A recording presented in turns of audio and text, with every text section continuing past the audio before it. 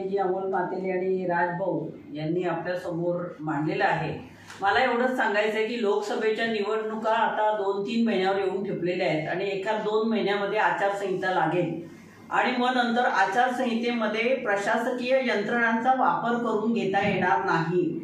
तेव्हा जेवढ्या जास्ती लोकांना आता त्रास देता येईल तो ईडी आणि सीबीआय आणि इन्कम टॅक्सच्या धाडी टाकून IB कडनं हे दिलं पाहिजे।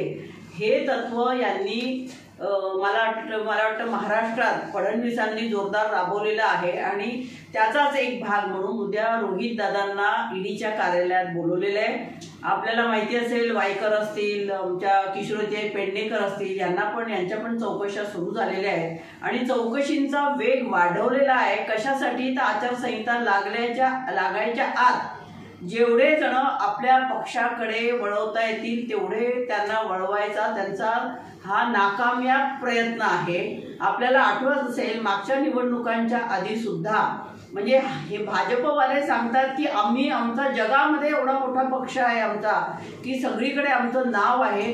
मग तुमच्याकडे कार्यकर्त्यांची कमी आहे का नेत्यांची कमी आहे की तुम्हाला निवडणुकांच्या वेळी आपण कोणाला तिकीट देऊ हे तुम्हाला प्रश्न पडलेला आहे का की ते तुमचे कार्यकर्ते तुमचे नेते जे पक्षाच्या तिकिटावरती निवडणूक लढवू शकतील अशी खात्री तुम्हाला नाहीये, म्हणून तुम्ही कधी सोलापूरला जाता, कधी इकडे जाता, कधी तिकडे जाता, कधी प्रणिती शिंदे आमच्याकडे येत आहेत, कधी आणखीन कोणी येत आहेत। म्हणजे हे तुमचं कधी संपणार आहे की नाही? तुम्हाला ओरिजिनल भाजपचे लोक लढायला नाही आहेत का? म्हणून तुम्ही ईडी आणि सीबीआयचा आणि या यंत्रणांचा वापर करून धाकदपटशा दाखवताय।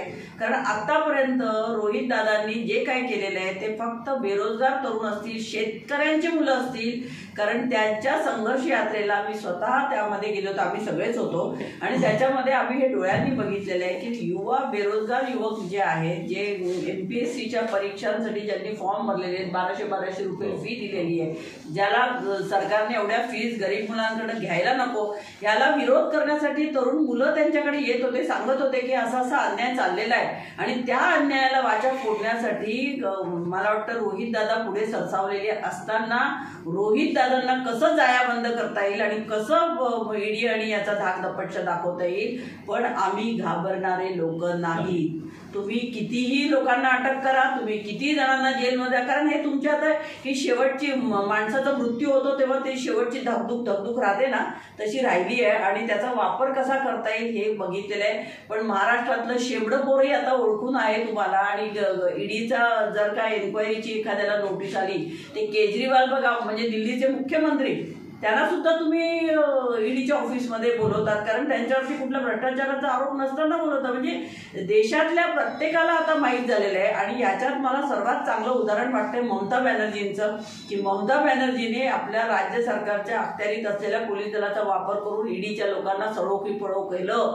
असं त्यांना केलं पाहिजे खरं तर, परंतु ठीक आहे आता फडणवीसांच्या हातात गृह खाते म्हणून वाटेल ते चाललेलं आहे, परंतु हे वाटेल ते चाललेलं आम्ही खपवून घेणार नाही आणि मोठ्या संख्येने यामध्ये महिला असतील, बेरोजगार युवक असतील, राष्ट्रवादीचा प्रत्येक कार्यकर्ता हा पेटून उठलेला आहे आणि उद्या मुंबईमध्ये आल्याशिवाय राहणार नाही। खरं तर गृह खात्याची जबाबदारी असते की कायदा सुव्यवस्था जपली पाहिजे, परंतु पोलिसांनी जर का अटकाव केला तर त्याला मध्ये तरुण मुलांना त्रास व्हायला नकोय।